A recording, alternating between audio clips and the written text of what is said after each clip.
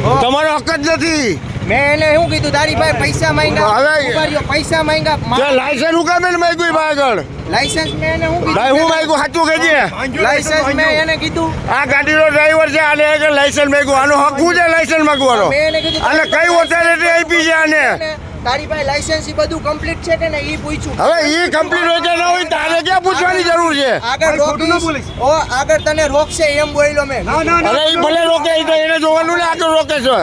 અને મારે રોકવો જ તું કયા પોઈન્ટ ઉપર છો ઈ મને કે જાણે. મારે એને રોકવો જ હોત તો હું આયા ત્યારનો એને રોકીને આયા ઊભો ન હોત.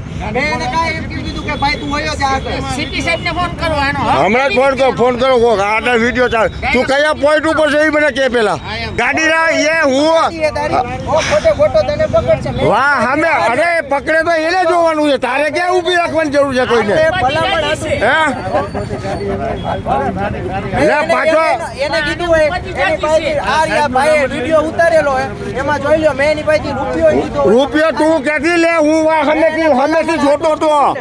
સામેથી જોતો તો એ ગાડી વાળા ભાઈ આગળ તું શું કરતો હતો? મેં તો એને એટલે તમને આ ધોરા બુસ એટલે આ દીધા છે ને એટલે એનો વાહ કાઢી નાખજો ને કે મારા જેવા ઝપટમાં આવ્યો ને તો સીધું અહીંયા જ જવું જોઈએ. મારે પૈસા અહીંયા તો લેવા નજીક જ છે. એની પાસેથી પૈસા હાલી હું નીકળ્યો હો. તું કયા પોઈન્ટ ઉપર જો ઈ તો કે મને મારે ત્યાં તને લઈ જવો છે. એ સાહેબને મારે મળવું છે. તારે ક્યાં સાહેબ છે? કે એટલે કે હમણાં સાહેબને હું ફોન કરું અહીંયા મોવામાં. મેં કીધું હા લાઈ મને ફોન દે સમાધાન વાત કરવા દે મને.